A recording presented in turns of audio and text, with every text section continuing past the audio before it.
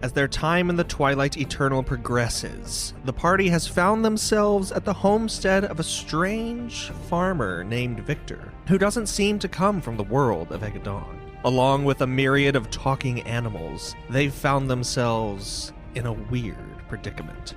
Rolandir, Brynir, Vamok, and Karagas were outside, speaking with the different farmland creatures, while Mick, Val, and Kelnies remained in the parlor with Victor. And upstairs, Bartholomew went to explore and found even stranger halls. We'll start downstairs, in the parlor, as Victor sits in his rocking chair, almost done with his glass of sap, that he then sets down on the table between you all, with a big old sigh. Then he crosses his hands and his feet, and just rocks comfortably back and forth, flashing semi-uncomfortable smiles at everybody. Val is still very much zoned out. Mick's gonna pipe up and says, "Well, Victor, you mentioned before that you wanted to know who we are, or what we are more of. Let me clarify some things. I am not a Mick, I am Mick, or Mickey you may call me. What I am, well, at least from my world, they would call a changeling. Actually, looking at you, you look very similar to something I would see from where I'm from. The old world, as we call it. Do you know anything of where you have been? And where you came from?" Why, looking back, that's so long ago, far, far and away, I can't quite say. No, I'm sorry, but I just can't put my finger on it. The last time I ever thought so much thoughts was when I had traveled rightwards for who knows how long. But that was before I adopted this little pasture here, and this little stead, and started taking care of these fine folk. Fine folk? Why, yes, the pigs and the sheep and the goats. Answer me this, Victor. Why do your fine folk bring others to you? What makes you so special? I've never told them to, but here they've got plenty of space to roam without any fear of being accosted by someone they may find uncomfortable. That's what the pens are for, after all. Not so much for keeping them in, they're free to come and go as they please, but more of just warding off any characters that may be unsavory to the general atmosphere of my little slice of heaven. And why do they bring newcomers to you? Well, I mean, if you find something good, you want to share it, I imagine. I've never instructed them to do so. Though that Finn character thinks some strange ideas. Thinks I've got some kind of wisdom to impart, and I will say, in my defense, I do have a lot of time here, and sometimes time equals experience. But what is time? If at all possible, if we could not talk about such things, that would be very beneficial to me right now. I'm sorry, you have a problem with the concept of time, or is it specifically timekeeping devices, watches, clocks, and the like? Stop, please. I have forgotten myself once before in a place very much like this, and I do not want that to happen again. Place like this? Well, I never heard of no places like this. There's just, back in the old world, the Egge something. To be fair to you, you do not remember much of anything at all, so... Well, I'll give you that, but it was still a little uncalled for. I apologize. Well, no need. We're all friends here. We're all just at the kind of ends of your ropes, it seems. Y'all don't have much to lean back on. Y'all aren't related, I imagine. You're not family and such. I don't remember my family, so no. Well, that answers that question. Well, I'm sorry to hear that. You need a good base. Need a good something support to stand on. Does anyone stay here with you, ever? No, not for long. Everyone gets to going eventually. Why is that, do you think? Places to be, things to do. I'm sure they get tired of me prattling on like I tend to do sometimes. Are there things to do and places to see here? Couldn't tell you. Never really ventured much myself, other than that one time, like I said, when I went rightward for a while. Val will look at Mick just sort of like, oh, I don't have any idea if we're gonna get anywhere with this guy. I kind of do the shifty eyes, or Mick does the shifty eyes to Val as well. And Mick wants to see, is this guy, is he hiding something? Is he lying? What's going on? Roll insight. Woohoo! Could I also roll an insight check? Yeah. Thank you. Kelniace is too busy keeping herself from laughing to roll insight. Oh, laughing about what? This entire situation. Mick got 19. I got a 13.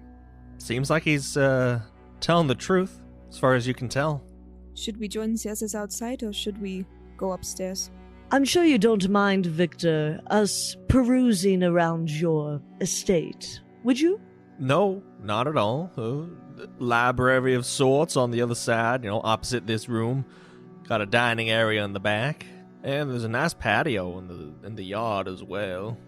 But no, take a look around, take a stroll. Like I said, just take a load off. You want to stay a while, stay a while. If you don't.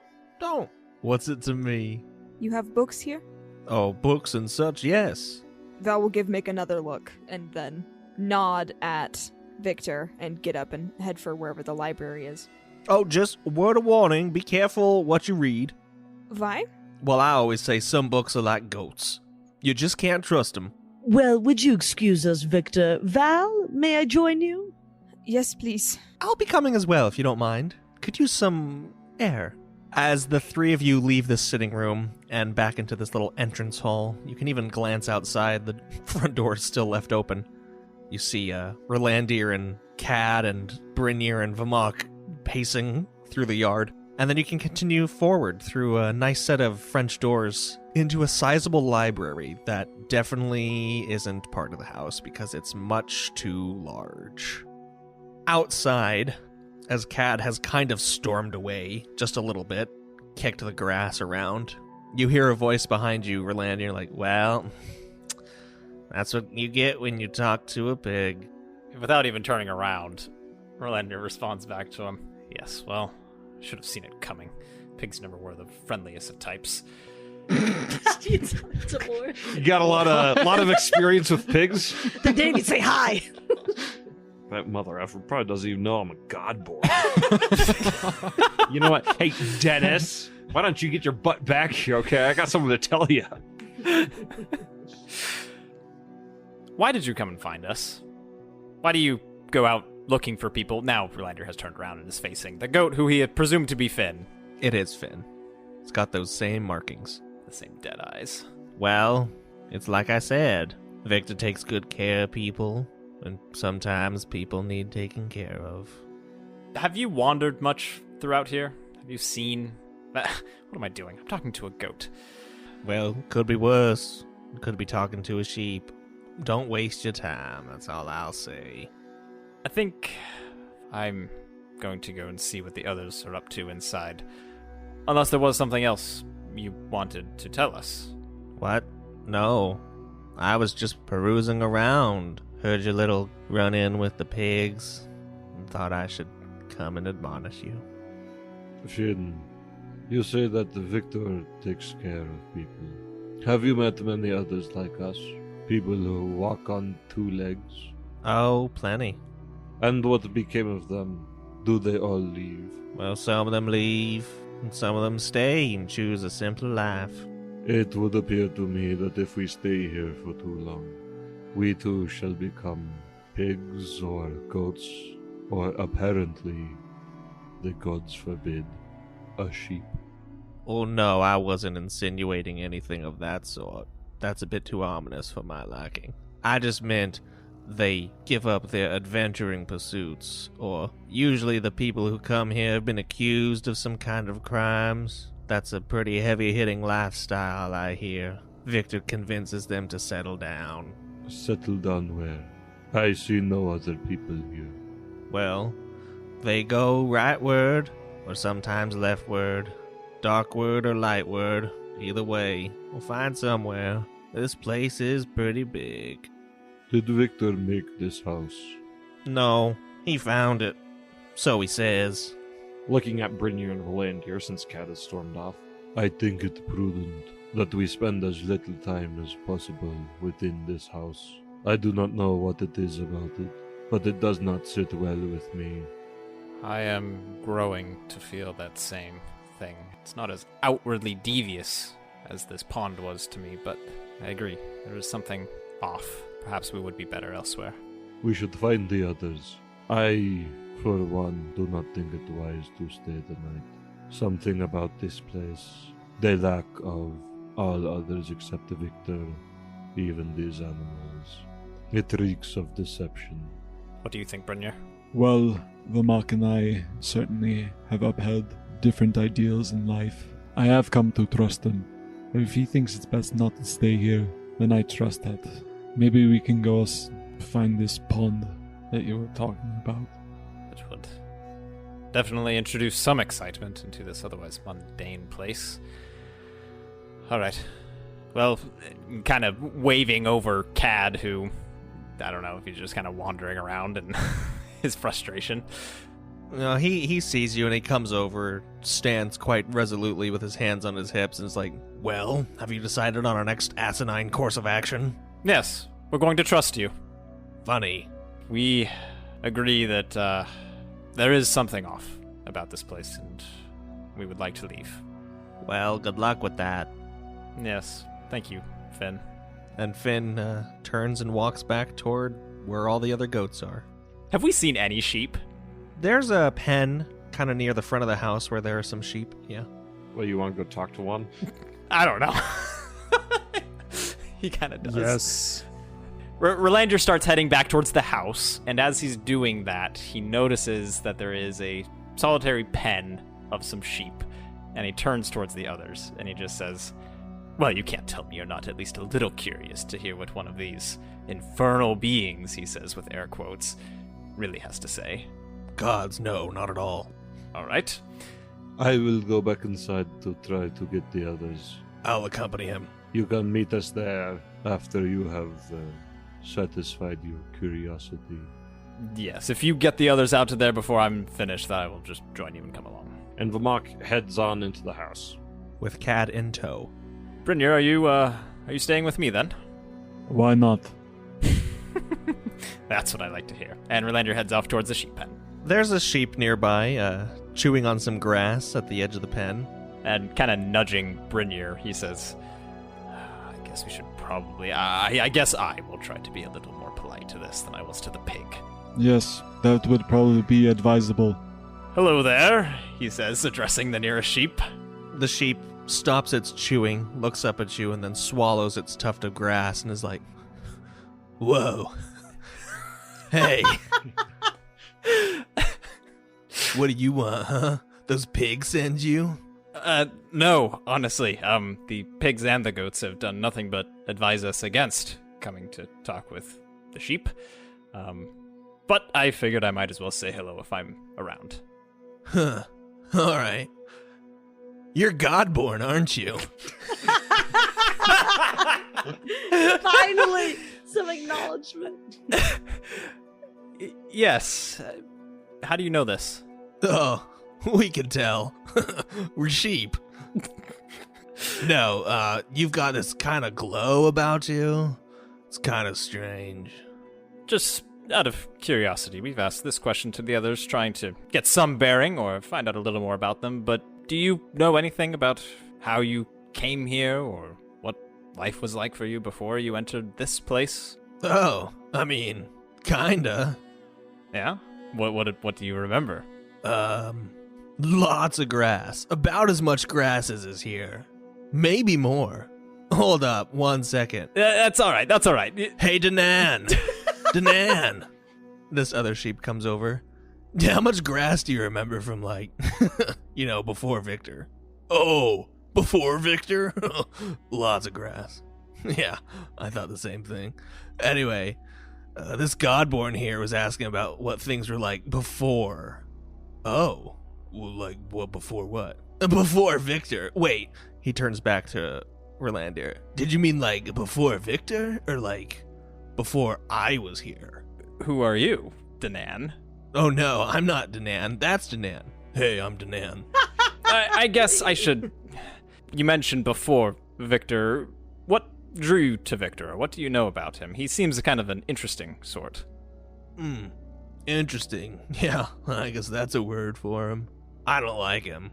Devious, perhaps? No, he's just got, like, bad grass habits. He doesn't take proper care of his lawn. All right. Well, It was nice talking to you, I suppose, and he turns to Brynjar. That's all I have. Do you have anything else you would like to talk with these sheep about? Not particularly. Well, like I said, it was nice talking with you. We're going to be on our way in a little bit shortly, but best of luck to you. Alright, best of luck to you too. Just don't drink anything he offers you, or read any of his books, or open any of his doors. What was that? What? Nothing, man. Gonna go eat some grass.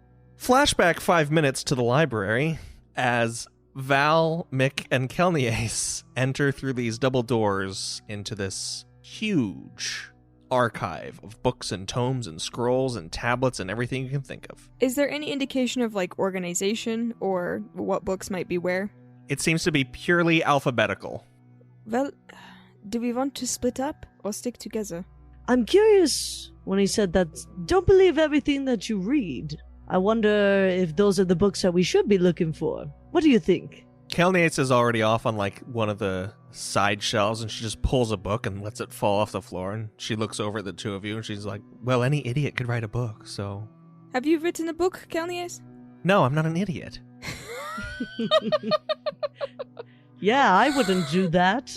As Mick hides his book. His manuscript that he's been working on. Yeah, yeah, idiots.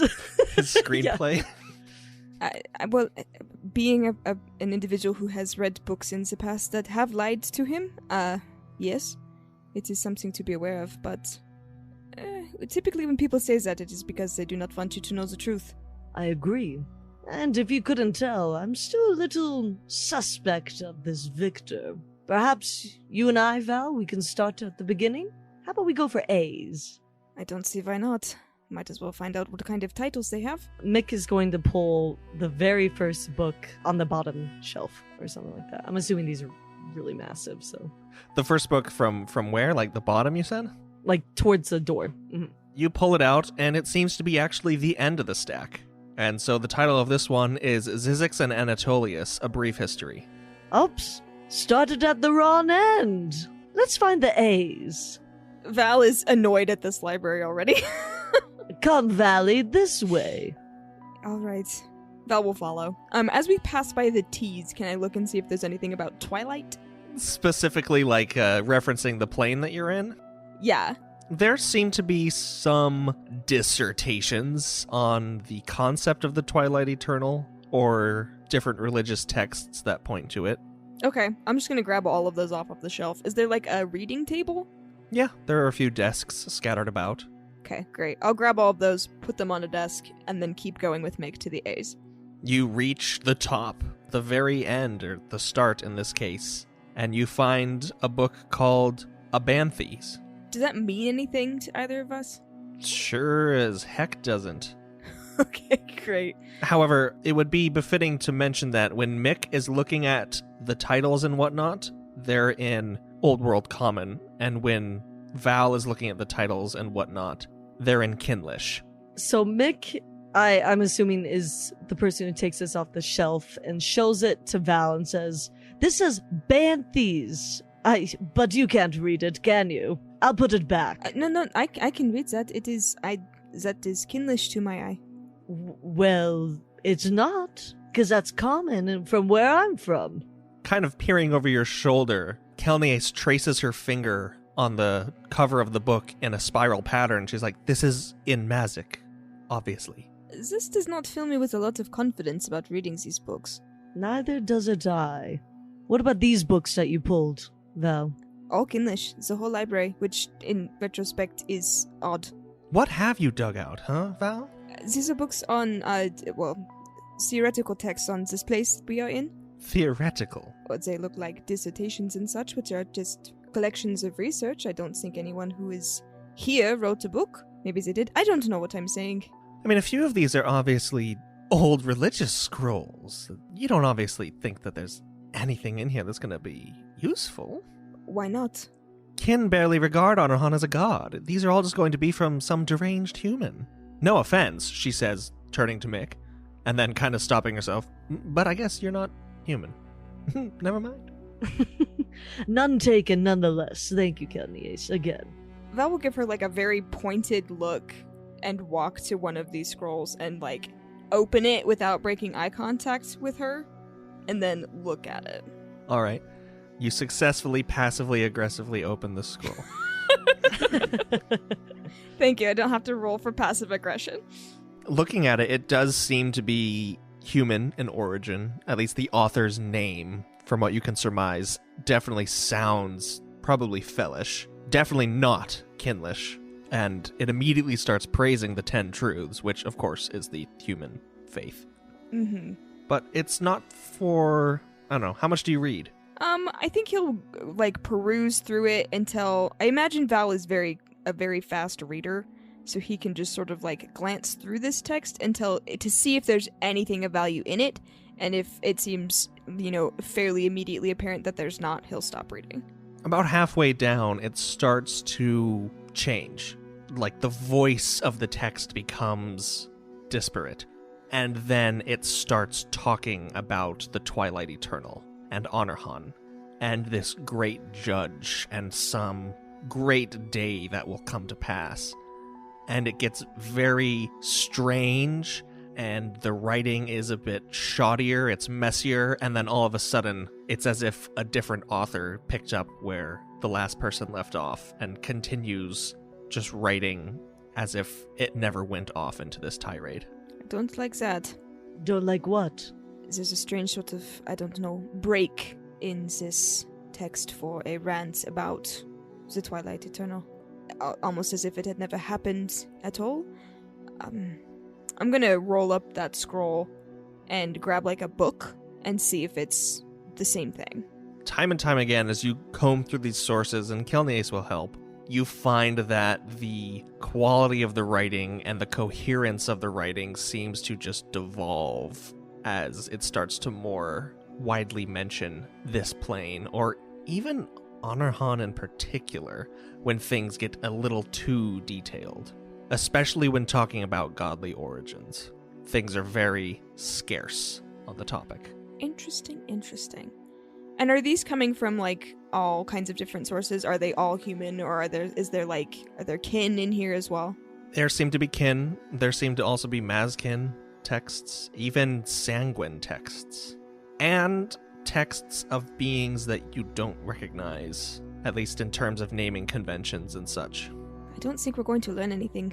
I don't think we're supposed to learn anything. I suspect you're probably right. What do you mean, Kelnias? Well, everything just gets scrambled. Obviously, no one would print a book like this. It's idiotic. So what, this Victor has a library of misprints, or they've been tampered with, or what? Do the other books? Val will suddenly, like, go grab a random book from a different shelf that's not explicitly supposed to be about the Twilight Eternal, and see if the same thing happens in those. As you open it, you start to feel really dizzy. Oh dear. Do we notice that this is happening, or what does Val do? I mean, if I can sort of, like, suss this out as being the book is the source of this, I will shut the book and put it back. That's up to you. I think Val is he's a little unsettled, and will sort of, like, stop and close the book, and then look at the others and say, "This book made me feel dizzy. Should I read it?" I don't like the feeling of any of this, nor the text scrambled or whatnot, and the effects that's having on you, Val. I don't even know how this library came to be here. I don't like any of this. I think Cad might have been right. We should have left. Well, then let us not waste any more time. And Val will put the book back on the shelf and just sort of, like, look at the other two like, we should go. As you walk out of the library, you run into Vamok and Cad. We were just looking for you. We believe it best to leave. I think we are in agreement on that front. Where is Bartholomew? He went upstairs. He wants to stay for the night. Very well. We must retrieve him quickly. I do not believe Victor made this place, but it is possible that he is somehow a servant to it. But that is mere conjecture. In any event, we should find Bartholomew and leave. Well, he went upstairs. Very well. Let us go after him. And, no matter what, we should not leave each other's sides. Going off on our own could prove to be disastrous. Flashback a while. As the doorknob turns upstairs, the door starts to open and then shuts again quite abruptly as you kind of hear a body shuffle about and then be pressed up against the door and emit this low groan, and then suddenly it's gone and the door kind of just swings slightly open ajar. All right, Bartholomew's going in, and he's going in ready to attack anything that could be in there, as a 3'6" crazy dwarf is off to do. As you walk in, the room is dark. It looks simple from what you can tell. The window, the blinds are shut, but there are a few candlesticks that are burning, one on an end table near this large poster bed, and another on a dresser of sorts.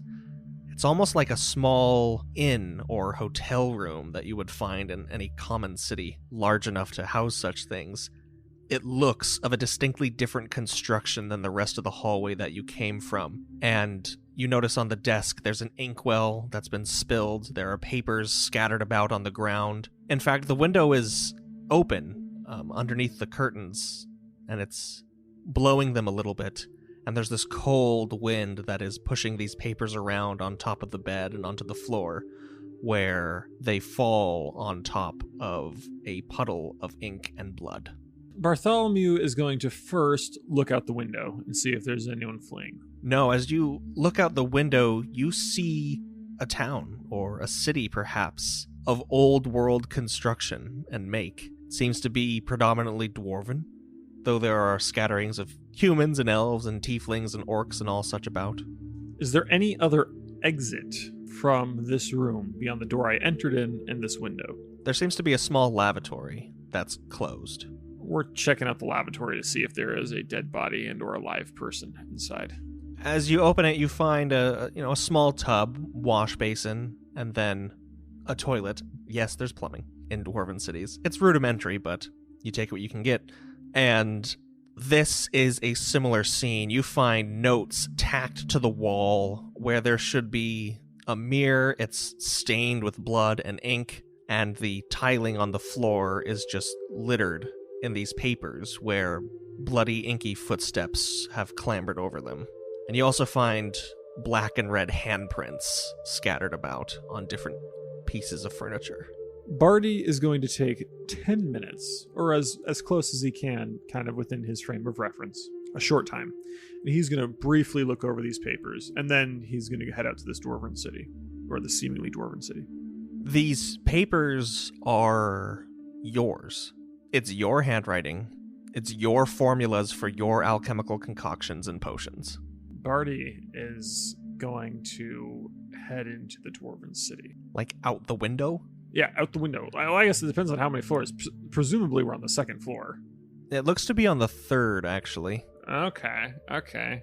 And down below, there aren't any balconies or awnings. It's just a straight drop to a cobblestone street. We're doing the good old bed sheets rope, seeing if we can finagle our way down this drop. He's willing to drop 10 feet. So if we have 20 feet worth of things, he's willing to drop the rest. But beyond that, he's going to look around again. Okay. The bed sheets are in a sorry state, being ripped and bloodied, but you can probably salvage about a 10-foot rope from the comforter piece. I have got a question, actually. Does Barty remember this scene from his past? It's possible. He's about to hop out. And then something just clicks in his head. And he looks again at the bed sheets that he's currently holding. And he looks out on the city. Is there a trail of blood or anything that leads out the window that would imply, someone has just fled?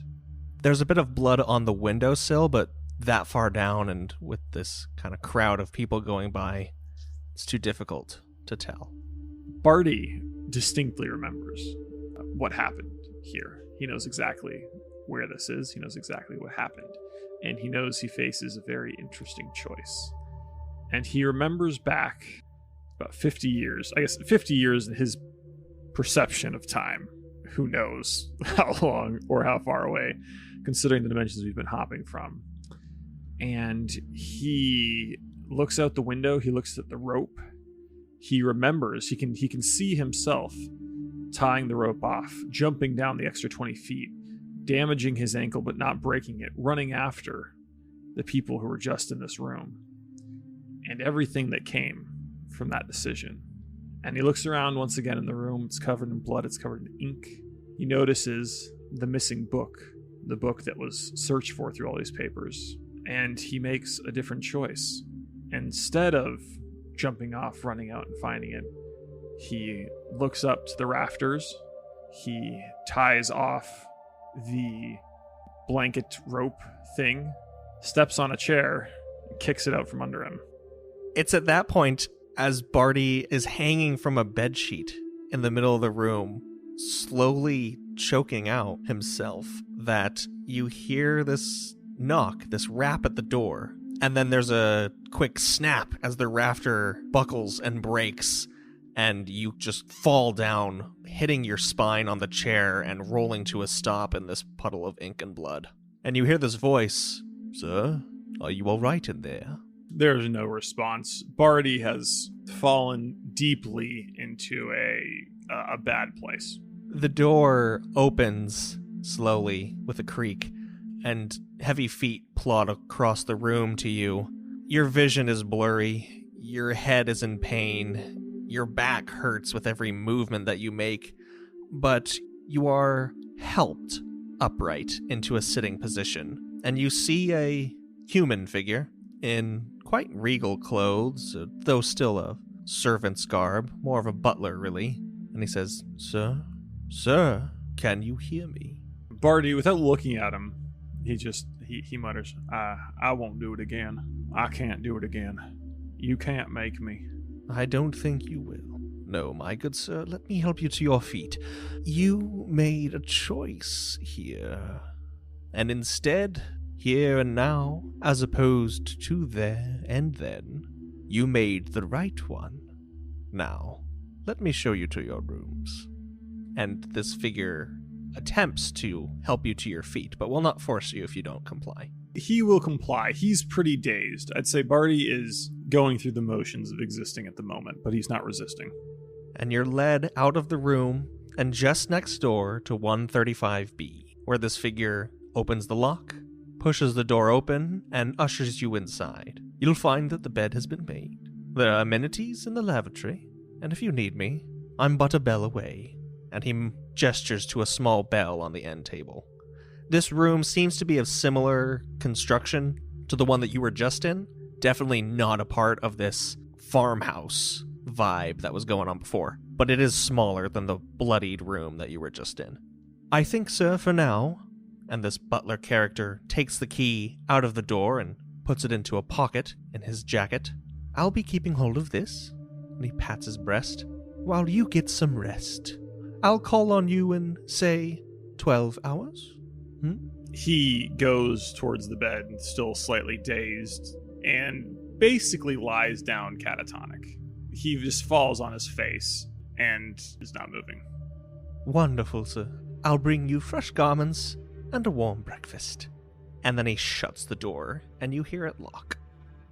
Elsewhere in the house, Vamak, Cad, Kelnies, Mick, and Val are, heading upstairs?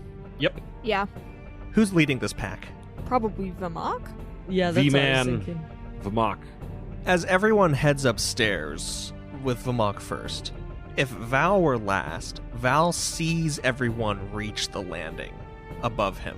But once he steps foot on the landing, he's alone. I don't like that at all. And everyone has this similar experience to Bartholomew, where left and right you see this infinitely long hallway lit with intermittent candles, and then behind you, your friends disappeared, and a staircase leading down to nowhere.